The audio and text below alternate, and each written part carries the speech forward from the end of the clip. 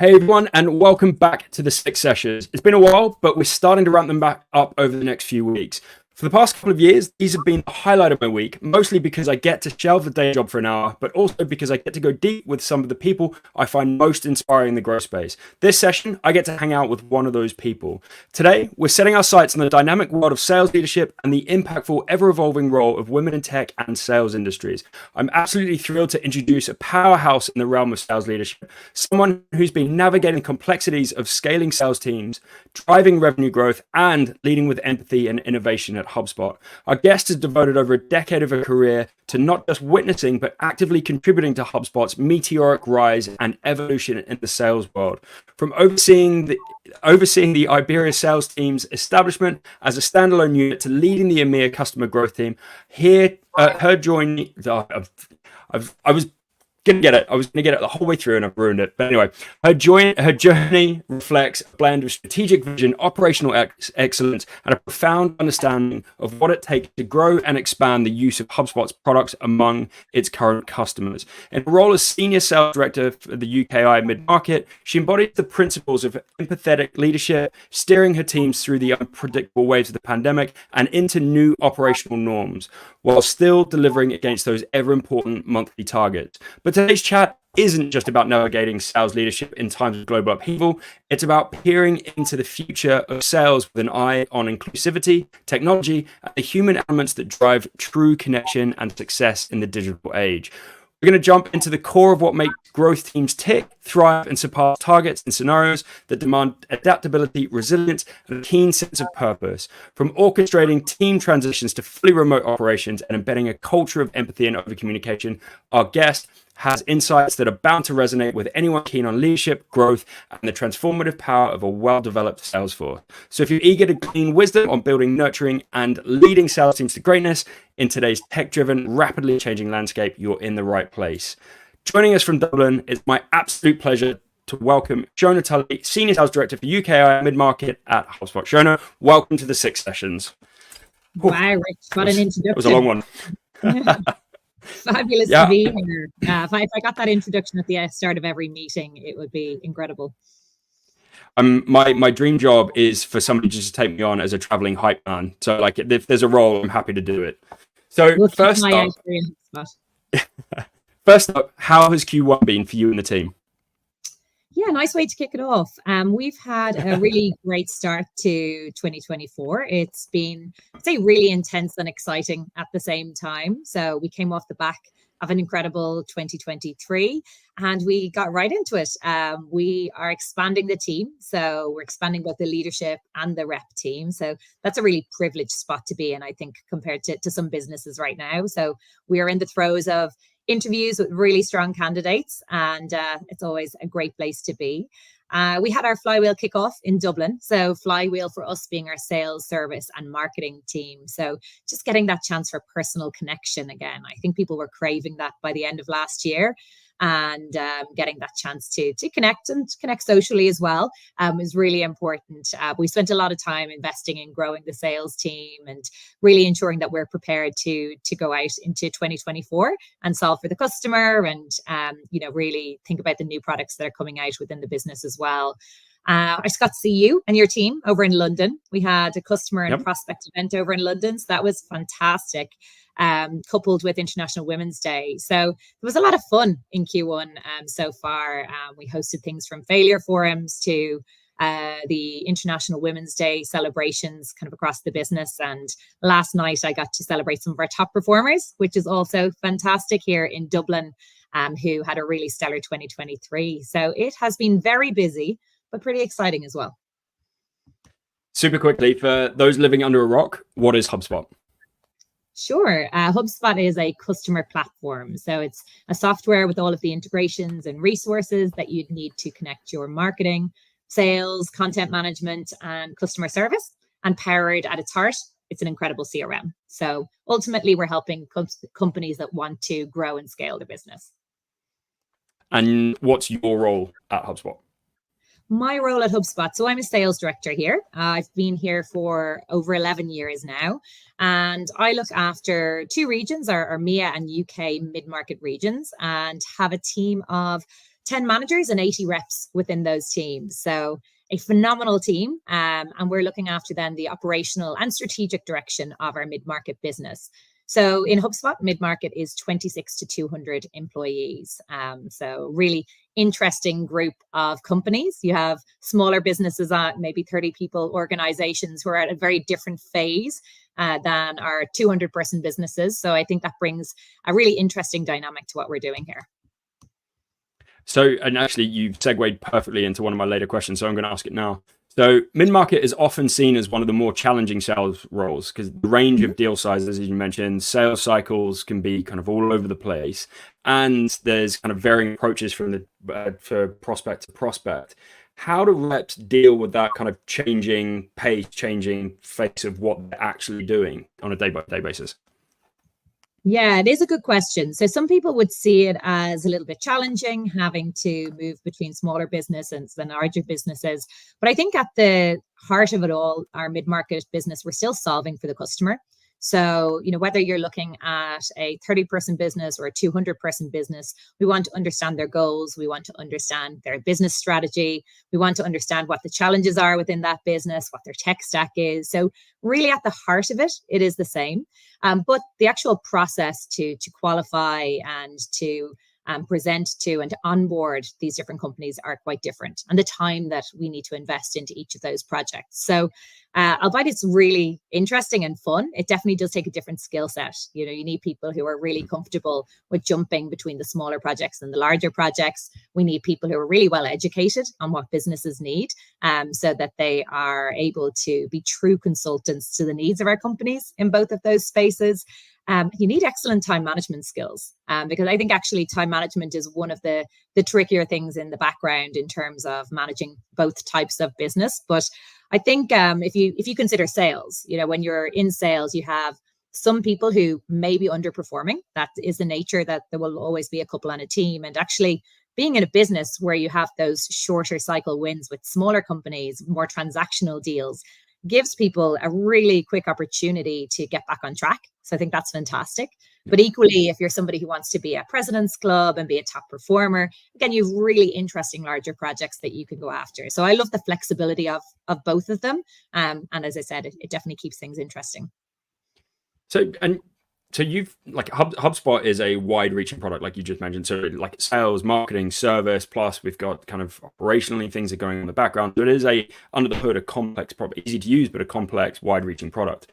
How, when you couple that with reps, because the mid-market reps aren't sector specific normally, sometimes they will have kind of sectors that they work often in, but how do you onboard and ramp a rep in a product set that is that deep, but also helping them to understand the challenges across a wide remit of industries?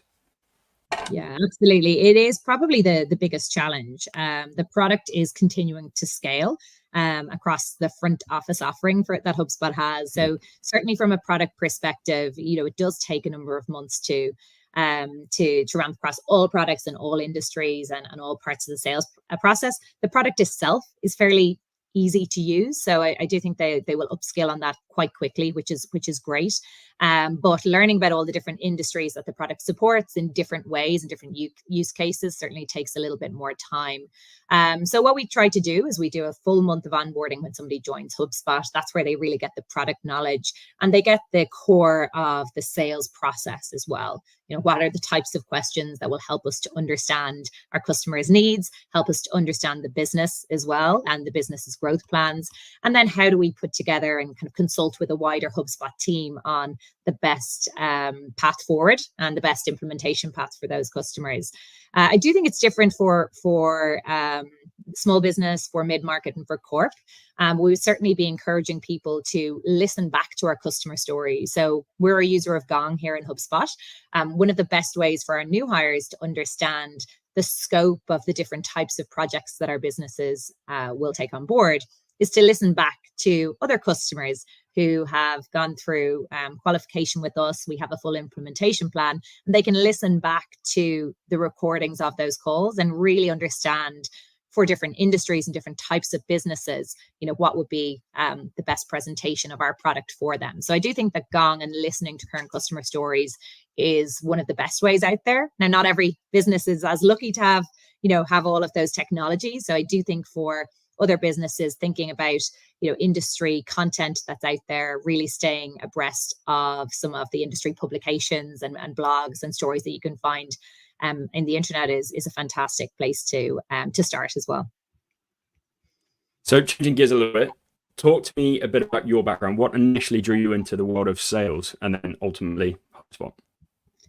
Yeah, my background. So I did commerce in university, and I started on an internship with the Ernst & Young Entrepreneur of the Year Awards. So probably the best education I could have received. I was ready and teed up to do a master's, and through that internship, my boss said, "Hey, stay here. You're going to learn a lot more from the CEOs and entrepreneurs in this program than you'll ever learn in university." Now, no doubt there are people who will absolutely challenge on that, but that was his perspective, and it certainly was a great start for me. So part of the program for us was that we would go around the country, around Ireland at the time, and interview CEOs of different types of businesses, and they would tell us where they went right, where they went wrong, what the biggest challenges were in their industry, how they came about the ideas of their products, where they really failed, and how they built and scaled their businesses. And we would interview maybe 100 different companies a year, write up all of the reports in those businesses. And for me, that was the best background in sales and business that I ever could have received, I think. And from there, we had some amazing relationships with the CEOs, and one of them pulled me aside very late in the night or early in the morning, whichever way you'd like to put it, to say that he thought the sales would be a really good path for me. And again, started to talk to him a little bit about that. He was based in a company that had offices in Ireland and the States. And his feedback was, I might need to toughen up a little bit for the world of sales as it was, about 15 years ago or more. And he really helped coach me into the world of sales. And then actually one of the other CEOs offered me a role in his business as a sales rep starting out, and I kind of went from there. So I fell into sales a little bit like most people do. Yeah, but I do feel like with a commerce background, I think that puts you the closest to a pathway to sales that I think of anyone I've interviewed so far. As I think most people genuinely fall into it, but it seems like you had a little bit of a focus there. But it sounds like an amazing opportunity to get to kind of almost ghost and kind of learn directly from those the CEOs. So I think it's an amazing opportunity. Mm-hmm. You've been with HubSpot for a while now. How has your role evolved over the years? Yeah, so I'm with HubSpot about 11 and a half years now, and I started as a rep, moved into management from there, and then into the director role, predominantly in UKI, but I've also worked in a number of different regions across EMEA as well. And I think the roles evolved just in so many ways. There's been changes in technology, market dynamics, customer behavior. There's a lot more cross-functional alignment. But I think, leadership has also changed a lot in that time. I never thought I could be somebody who would be a leader in a tech environment. There was definitely a sense in the past of maybe leaders being the ones with all of the knowledge, having all of the knowledge gave them all of the power. And there was definitely a power feeling to leadership roles in the past. And I think that's shifted a lot. It's now a case of power being gained by sharing knowledge, not hoarding it. Where it's a very different sense of leaders with empathy and leaders who want to bring people together. So that's been one of the biggest shifts, I think, over the course of my time in sales. It's definitely changed a huge amount. And my role has evolved, and the leadership role has evolved a huge amount since then.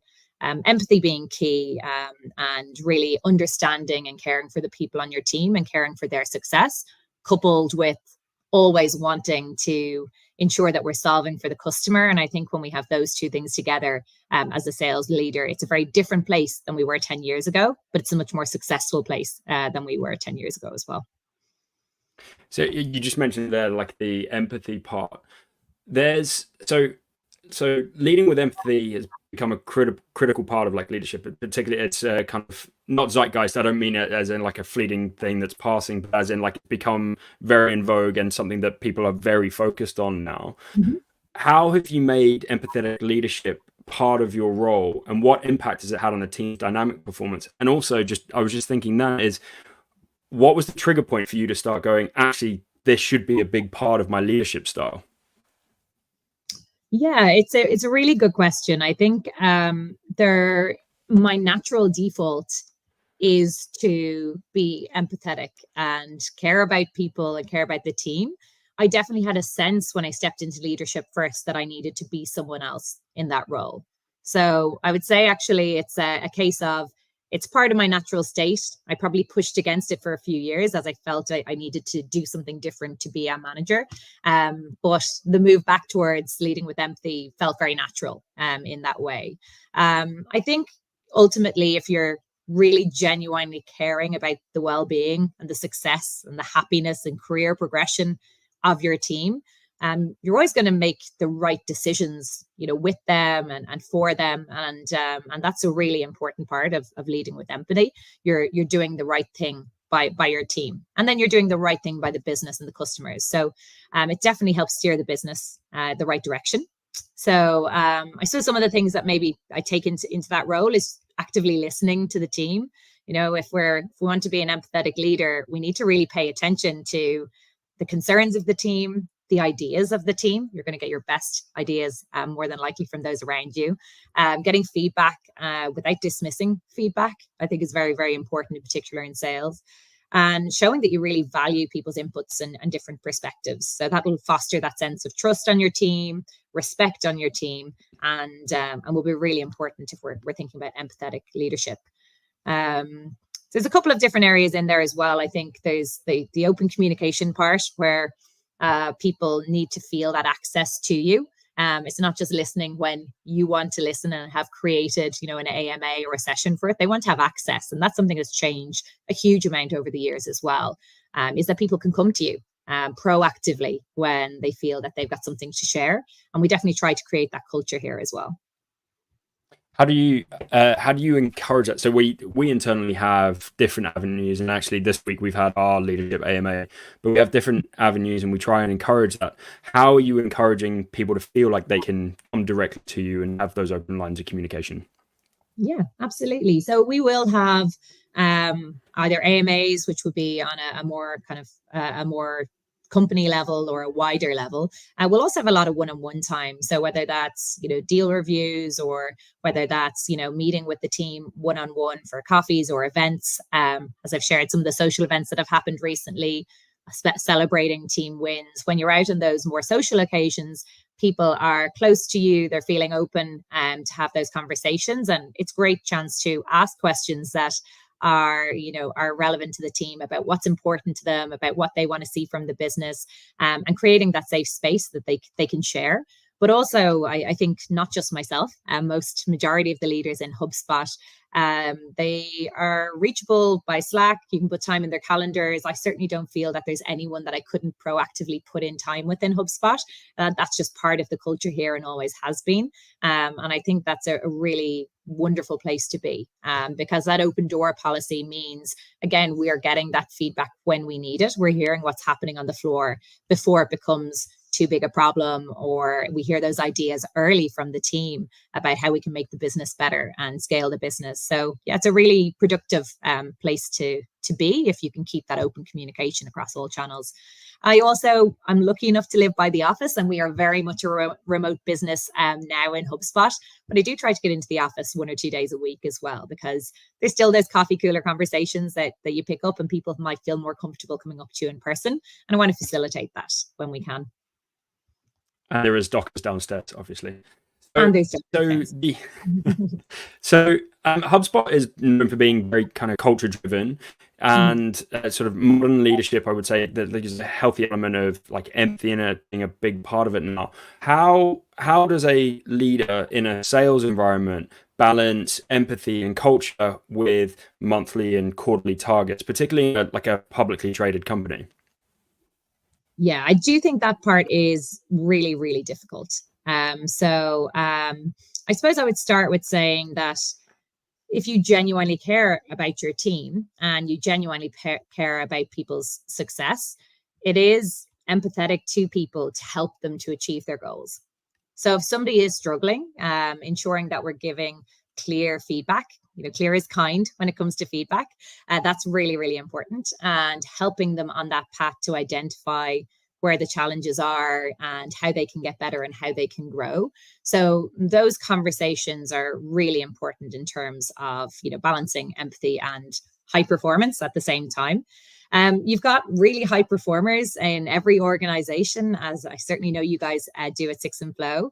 And you want to encourage that those people feel the space of being a high performer too. And I think there's a lot of empathy in that as well, that people are owning their own businesses and you're giving them that space. They've earned the autonomy in their role.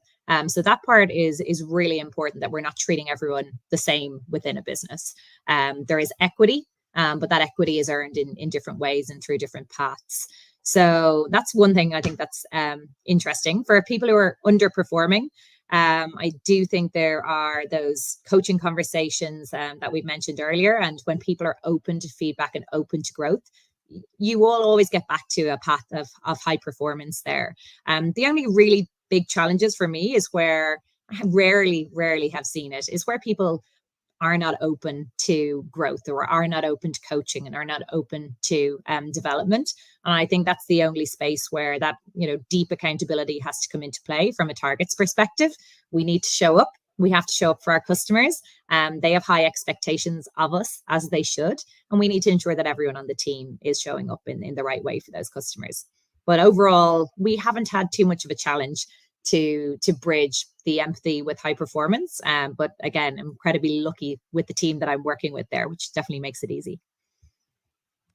So as much as I would love to not be talking about the pandemic now that we've gone past a few days, but I think it is important to the story. The pandemic undoubtedly threw some spanners in the work, but also opened up new avenues for sales strategies.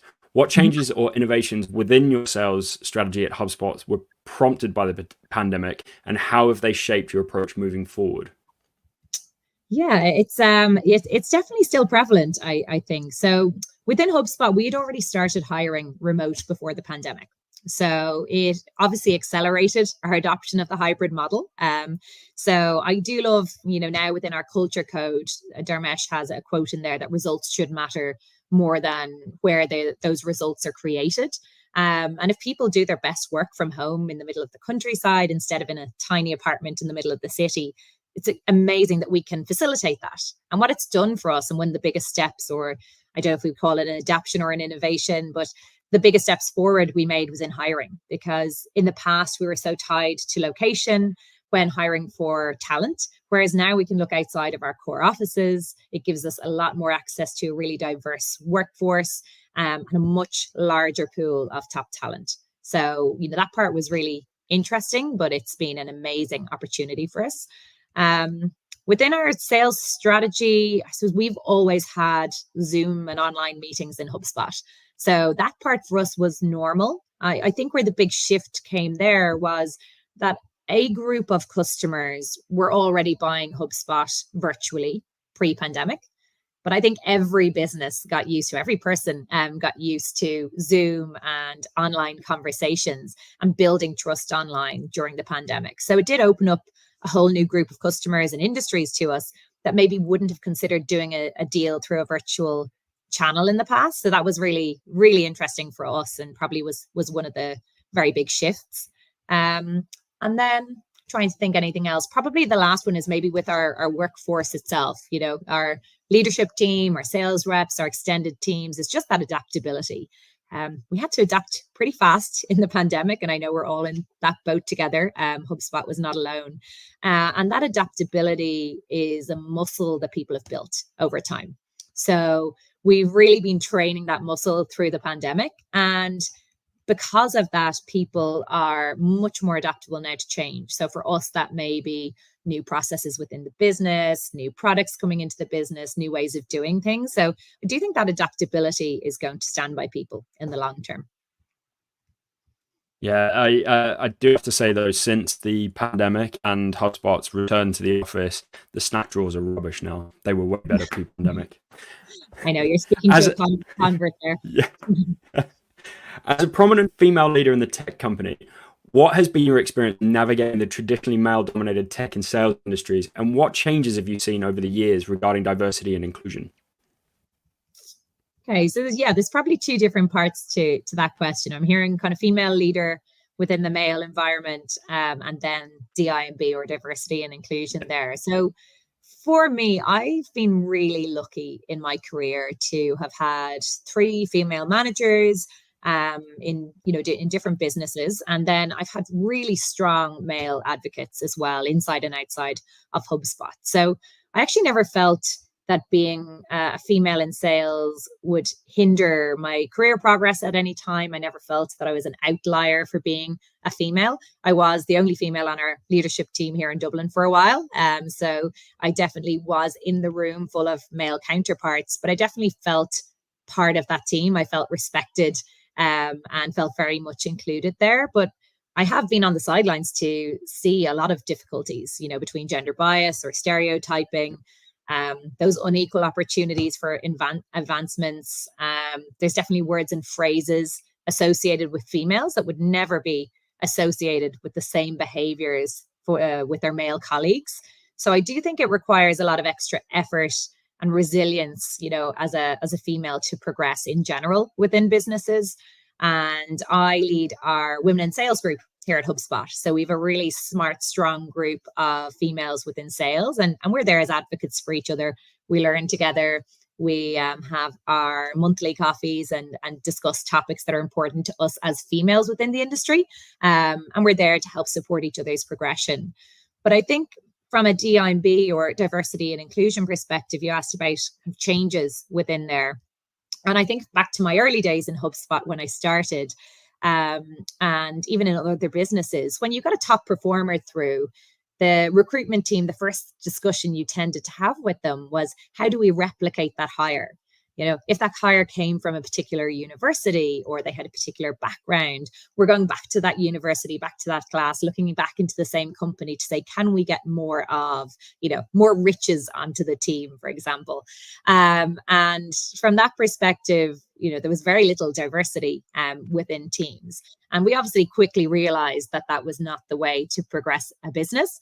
Nowadays in HubSpot, we're really prioritizing diversity in the interview process. There's just been a massive growing awareness of it and of the importance of it, and the importance of inclusivity as well. I think most tech companies have really upped the efforts to recruit and retain females and underrepresented minorities as well, across the board. So making some changes like our interview processes to ensure that we have representation across the funnel at all stages of the funnel. I think that's a big change that we made in HubSpot, ensuring that we're proactively seeking out people with different backgrounds.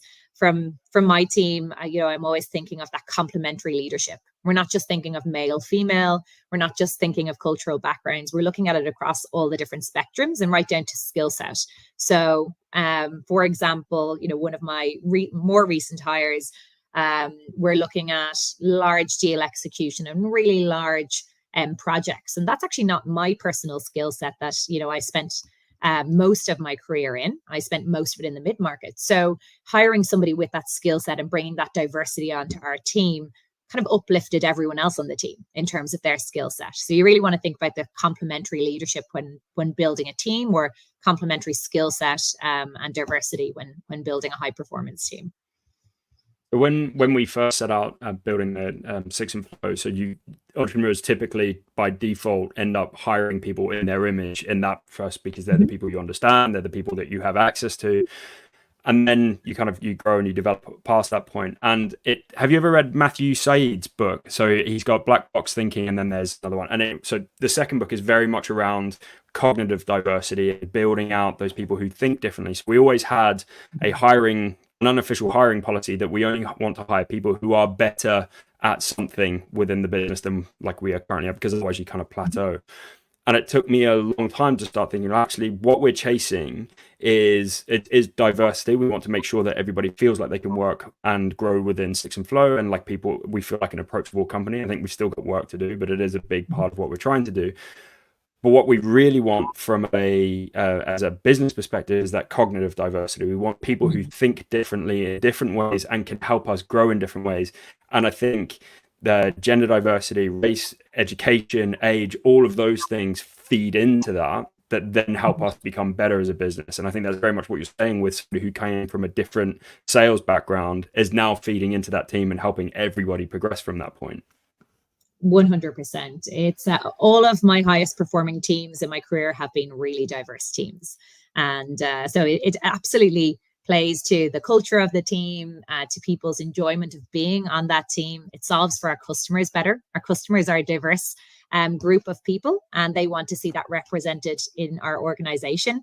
And, time and time again, it's shown that it plays into the results as well. Companies perform at a higher rate. I always like to think as well from a hiring perspective of hiring somebody who's smarter than you. You really want to, again, always be increasing that cognitive diversity and increasing the smarts and the skill set on your team, and thinking about who you're hiring. Would you work for them as well? I think is really important. So if they get promoted above you in your time, in your career, are they somebody that you'd want to work for? And if that's the case, they're probably the right person for your team, along with ensuring you've got that diverse skill set. So our last stage in our hiring process is like a speed interview date. So everybody gets like 6 people, 10 minutes back to back. And the question, or like what we're looking for in that is there somebody you could work with? Can you communicate with them? One of my favorite questions to ask hiring managers: if this was your money, would you spend it on hiring this person? Because it just reframes the kind of, oh yeah, there is a real commercial impact, and are they going to add value within the team? Which brings me on perfectly to my next question. Building a high-performing sales team requires a blend of the right talent, motivation, and leadership. Could you share your approach to building and nurturing your sales teams and any key lessons you've learned along the way? Yeah, sure. We've probably touched on a couple of them. And also, I'm going to steal that question you just mentioned in your interview process. That one's now in the back pocket, Rich. In terms of high-performing sales teams, yes, look, the basis of every high-performing sales team is to hire well. You've got to hire the right talent and really invest and spend the time in the hiring process. It does take a huge amount of time. But that time will always pay off. So that part's really important, and really long-term nurturing of candidates. Top talent is regularly not out there looking for another job. They are normally well nurtured and retained by their current business. So again, one of our most recent hires is somebody I've been in touch with a couple of years because I met her on a panel a few years ago. She was hugely impressive, and the right time was to come to HubSpot now. But we've stayed in touch over that period of time. And I do think you need to nurture that top talent when you meet them. Stay in touch. Continue to engage, continue to add value to each other. And when the right time is there, if you've created the right environment, it will attract that top talent. And that high performance culture and high performance team, creating that within your organization is going to be magnetic within the organization, where top talent from other teams, top talents from other segments are going to want to be part of your team's journey. So you do want to create that magnetic effect to be a team that people want to be part of, and really thinking about that as you assemble your team and as you develop your team. You asked for some lessons, I think, along the way. So definitely the diversity on your team is really important. We've touched on that. Hiring. I think defining objectives and expectations is really important. So as we're assembling the team and we've set the vision of where we want to get to and how we want to get there, being really clear on expectations. And those expectations, if you've hired the right people, really smart people who are going to add and contribute to your business, we should be co-creating those expectations and the objectives and the desired culture that we want to have. And if we've co-created that, it's a lot easier to get buy-in, right? When people have been part of that process, you're also going to have a much better plan in place, much better objectives when you've co-created them. But when that's there, set the clear expectations around, what we want to achieve together, and ensure that we're all holding each other accountable. The culture itself should hold people accountable rather than it needing to be accountability conversations, but they do happen as well. And I think as well, the training and development of the team, something HubSpot does really well is creating space for us to learn, because it is fast paced. It's same in Six and Flow, it's same in HubSpot. It's a really fast paced environment. And sometimes it's hard for us to proactively take the time from our own calendar for training and development. So It's great that HubSpot will actually create time, be it our kickoff in February. It might be bringing in really top leadership expertise from different businesses to train our directors, our managers, our reps. And also, they give us a lot of time to do external courses. So I've done a couple of different courses in Harvard and Oxford on leadership that I really enjoyed because I've been given the space and encouraged to do it. And again, we need to ensure that we're really investing in continuous training and building knowledge with our sales team. And that's becoming just more and more important now with everything from AI coming out and how fast things are changing.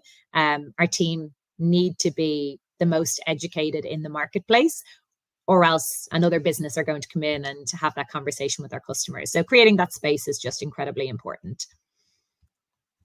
So what's one of the most common challenges you've seen across sales teams? So like a challenge, by challenge I mean a barrier to growth or something that is a continual or common friction point. Yeah, I would say, I suppose the biggest one is making the wrong hire. So that's something which is fairly seen and standard, I think, in any business as a big challenge. I feel like we've overcome that massively at HubSpot. Our team is just an incredible team now, and we have a great process for hiring, but it's probably one of the most consistent. One of the challenges is definitely ramp. So when a new hire joins, as we've mentioned there, if you're hiring the right people, they're going to be very eager to succeed on day one. In month one, they want to be the best. They want to be contributing to the business. They want to be bringing them best selves to our customers as well. But as I said, there's a lot to learn. There are, we solve for all of the different types of industries out there. We're not industry specific in that way. And hence, we need to ensure that we're upskilling on all of the different types of use cases that HubSpot can bring to the table for these different companies. And albeit the product is easy to learn, thinking about how we connect with all of the different industries out there, that's a big learning curve. So definitely that's one of the biggest challenges that I think our team will see. And then also, time management, I think for every salesperson is probably, it's so simple, but it can always still be that same blocker. It's have people got the right setup of their day to ensure they're prioritizing the right things for our customers and the right thing for the business. It's a really simple one, but time and time again, we come back to it. So I'm not sure, what do you guys see at Six and Flow as being one of those big challenges that you come across? So I think that comment around ramp, I think, is so like that is often one of our biggest challenges. You take a high performer or like on paper from a business as coming into your business, so an experienced salesperson coming in, and then so our ramp period is 3 months, 6 months, depending on kind of what they're doing and how they're doing it. But in that time, while they're learning, you're taking somebody who typically likes the fast-paced, high octane, getting the buzz of getting a deal across the line, to learning, and then yes, there's bits of shadowing, easing them in. And it's one of the challenges is maintaining that balance between excitement and enthusiasm for this new role that they're in, but also making sure that they are learning. And I think that's one of the things that's taken. There's been a lot of experimentation, a lot of, okay, when do we bring somebody in? Okay, do they have the skill sets to start shadowing these calls already, or are they going to start talking across the other people? All those kind of things come in. But I do think ramp is probably, from a sales perspective, one of the biggest challenges. And that's where growth mindset comes in, isn't it? So you've got to be just as excited about learning and growing as you are in terms of digging a deal. I was in a taxi yesterday, as I said, going into that celebration dinner with our reps, and my taxi driver was an Garda, which is an ex-policeman for those in the UK. And he said he was in his 60s, retired from the Guards, and he was actually down in Dublin. He's from a different part of the country, living here. He had gone back to university, and he was studying, people and behaviour in society in a mature college course for mature students who had retired. And it was incredible just to see the level of his growth mindset and talking about how he had to go back to actually not just learn the course material, but he had to learn how to study again and how to consume new information and how to prioritize new information. And I thought it was really interesting because I see that in a lot of our new hires. Our top performers are incredible at sales, but there's a lot of new things they need to learn at HubSpot. And it's not just about learning new things. It's actually learning how to sit down in a classroom again for a month and learning how to consume and prioritize information. Again, that in itself is a skill set. And when you're out of routine in doing that, takes a while to get back into gear. So yeah, we definitely see some of those challenges. But again, if we've made the right hire, we're in a good place. So we work alongside a lot of the mid-market reps in your team, and you can really see so what the high-performing ones will regularly send me an industry report, or so if we're working a deal together, they would, and they've gone off, they've tried to learn about the industry, they'll send me things, ask me for my opinion on that, and you can see the difference between those who do and those who don't, because they're getting entrenched, and that the quality of conversations they're then having with the customer at the back is way higher, because they're speaking the same languages, they're using the same acronyms, and understanding the actual challenges within those businesses. So yeah, it is like you can definitely, it's palpable, you can see it on the teams. So how do you see sales evolving? Are there any trends or technologies that you believe will play a pivotal role in shaping this future? And I bet I can guess the next two letters coming out of your mouth. Yeah, absolutely. Look, there's nothing we can put in here that's going to top AI. And I think every salesperson out there is, on top of, I won't say on top of, can you ever be on top of AI? It's changing so quickly, but every salesperson out there is aware of AI and how it's impacting us. Obviously, within HubSpot, our own CRM is now powered by AI. We have a lot of functionality within there. And there's just so many opportunities for us to refine our processes, to become much more efficient in what we do. Because as salespeople, there's a lot of admin in terms of what we're doing day to day. There's a lot of research, as we said, into the different industries and types of businesses if we're going to solve for our customers to the best of our ability.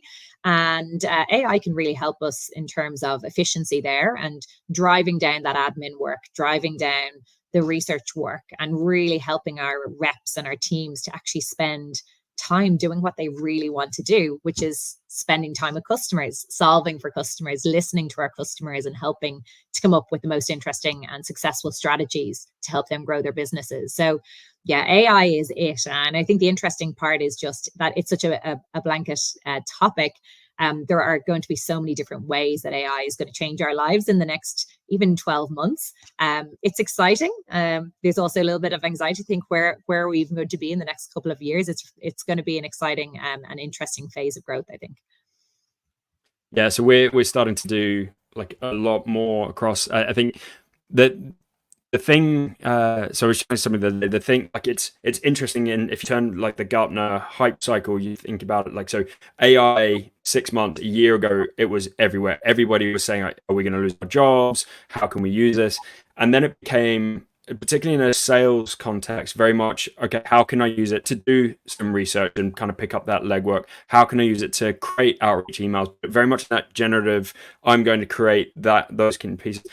And it's what we're seeing with our customer base is there's less. We used to have a lot of people saying, okay, what are we going to do with AI in this?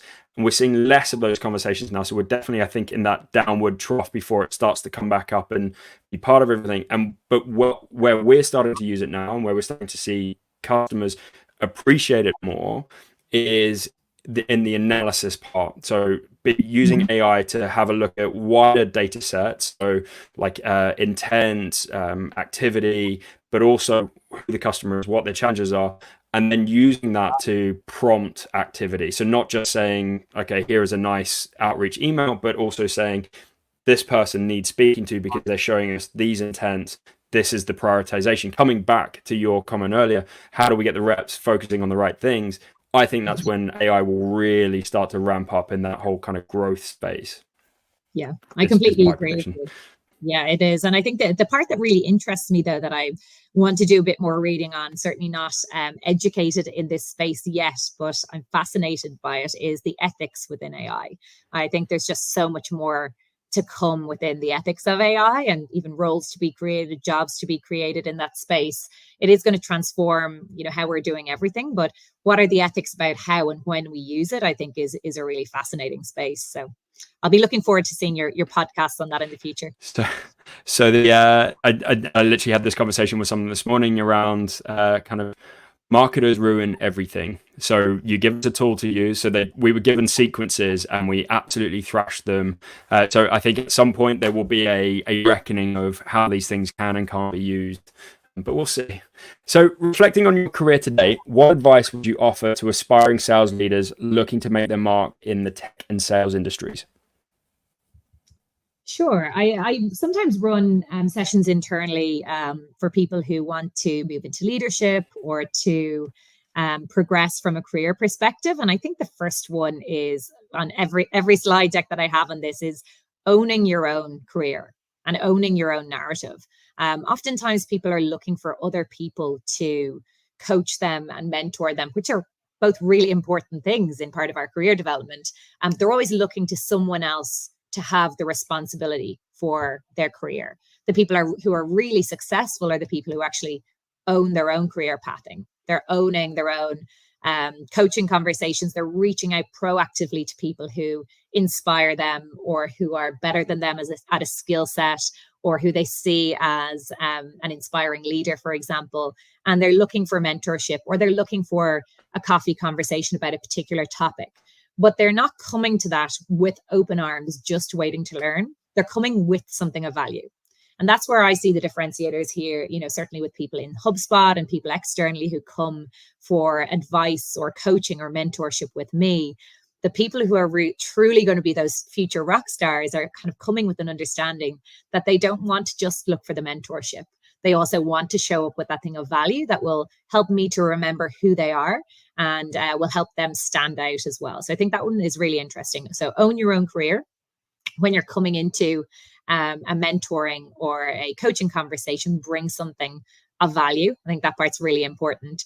And then owning your own narrative. So, what is the narrative about you when you are not in the room? Have you considered that? Have you thought about it? Have you considered influencing it? If you're going for a job role, if I was to go for a role with you, Rich, thinking about who surrounds you in your day to day, who has your ear from a business perspective, from a personal perspective in the company, who's in meetings with you on a regular occasion. And I'd be thinking, if I'm thinking about progressing my career, I want to think about if I want to work under Rich in a role that he has open, who are the people influencing his decision to hire? And is my name coming up from those surrounding Rich? And I think that part's a really, really important element.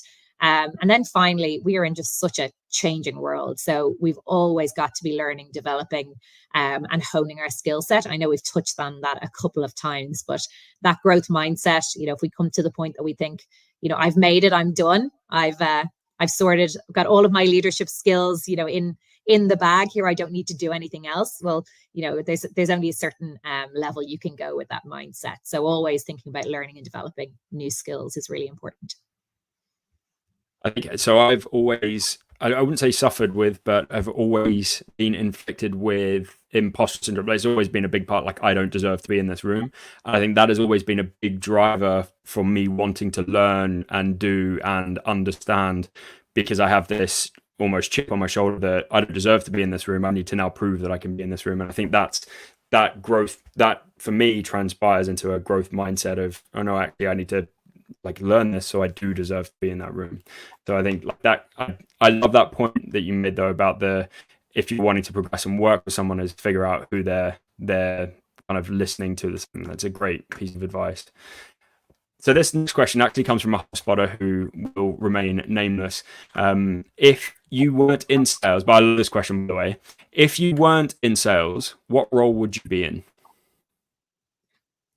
Okay, if I wasn't in sales, it would probably differentiate on if I needed to make money or not. But if I think the role that I looked at and kind of I'm always drawn to is primary school teaching. So even when I drop the kids to daycare, to creche in the mornings, and when there's any opportunity to go out on the days out with the kids, when the classes have their days out to the zoo or to any of the outings, I just absolutely love being there. There's something so re-energizing around being around kids, and They say exactly what's on their mind, their emotions, they wear them on the sleeve. And I absolutely love just stepping outside of the normal day to day and being around that amazing energy. So I think I would be a primary school teacher. It was definitely one of the paths for me back in the day. And then I suppose if you think about it in the role that we're in, there's a lot of coaching and teaching and helping people to develop. So, there's an element of that I get in the current role as well. I can barely shepherd my 2 children, let alone 30. So it fills me full of dread, but I do understand the kind of wholesomeness element to it. And I was trying not to make connections between leading sales teams and primary school children as well. If you could build the perfect sales organization, what would it look like?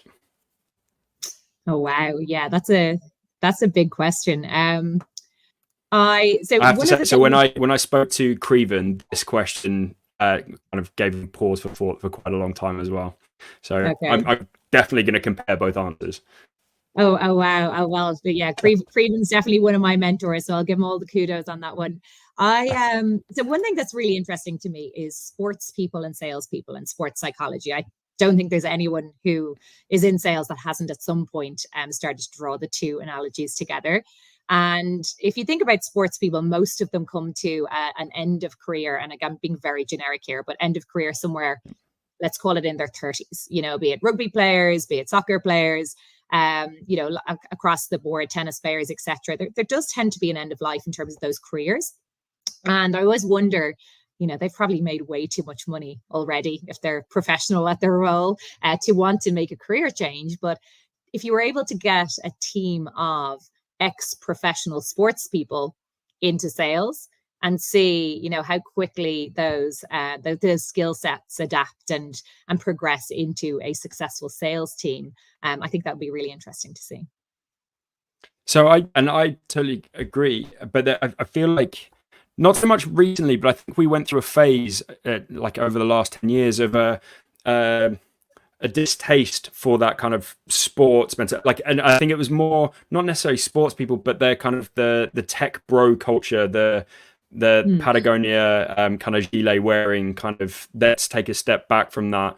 And I think sports culture and sports analogy kind of got so like, let's get this deal over the line, that kind of stuff kind of got pushed to the back. But every successful, not every, that's not fair. I think a lot of the successful salespeople who end up walking past maybe didn't play it professionally, but I think have an understanding of what it's like to be part of a team and to want to win and the kind of the successes and the feelings that come with being successful, I think.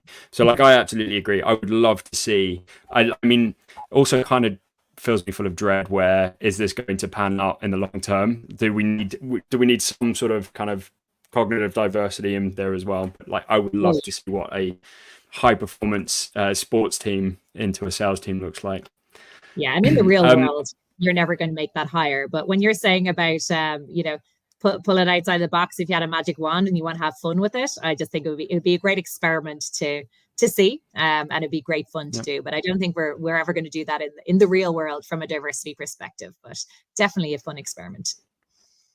So this is my favorite question. What's your biggest career fuck up so far? The one you learned the most from? Oh yeah, there's been loads. So we could go another hour on this one. But definitely it's an easy one to identify, the biggest one for me. When I moved into management at the very beginning, which is, I don't know, about 10 years ago or so, my first role, it was, really, really difficult. I think I moved probably too quickly. I was being encouraged to make a move, but not necessarily feeling ready. And I went straight into micromanagement, in particular with people who are underperforming. So where people were underperforming on the team or trending towards a performance improvement plan, I felt, how can I get really deep into exactly what they're doing and help teach them what I did to, help ensure that they can be really successful and get back on track.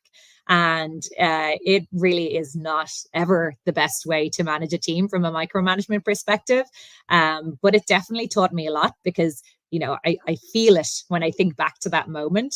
I can still feel how painful that was. You just see that people don't, it doesn't get the best out of anyone in terms of their development. And it certainly doesn't get the best out of a team to feel like you're being micromanaged. You want your team to feel that they've got that autonomy, they've earned that autonomy, and that they're running their own business and responsible for their own business. And particular, again, if we go back to hiring, we've hired the right people. So I really made a mess of that one. I learned from it, I hope. I definitely have moments of it still. I'm sure the team will say that where I have to kind of catch myself and pull myself back out from that. But it is the biggest mistake I've made for certain. Yeah, and I think it comes back to one of the points we were talking about earlier, is that if you are consistently micromanaging, I think, then the team will only ever cap out at your ability and your capacity, because they can't move outside of that. And I think we have a lot of people across the organization who are better than me. And if I were to be like honed in on like making sure that they're doing what they're doing, I'm never going to let them kind of succeed in that role. So yeah, I think I see it. Okay. And last question. Who do you think I should have join me in 6 sessions next? So Phil McHugh called you out. Who are you going to call out? Yeah, thanks, Phil. Yeah, no, Phil did a great show with you already. I think someone that really inspires me, not from the world of sales, but certainly from the world of HubSpot, is Nadia Al-Ramli. She's our VP of engineering for a marketing hub, and she's based here in Dublin. And I have been on a few different panels with her. We also get together on the female director group here in HubSpot. She leads engineering in a really predominantly male-dominated space, obviously, from a marketplace perspective. Yep. She always brings just such an interesting perspective to the conversation, and a really interesting career path. So she is a very inspiring person that I would recommend. I know she is very busy as well with her role, but maybe you might be able to kind of co-pencil in some time with her. Good. All right. I'm going to reach out to her. Thank you for the recommendation. Seona, it's been a lot of fun and incredibly insightful. Thanks for coming and joining the 6 sessions. Oh, great. No, really good to see you again, Rich. And we'll see you back in Dublin soon. And last one is, if anybody wants to connect with you, how do you want them to reach out? Just connect with you on LinkedIn or? LinkedIn is perfect. Perfect. Cool. Thanks, Seona, and have a good weekend. Thanks, Rich. Take care. Bye-bye.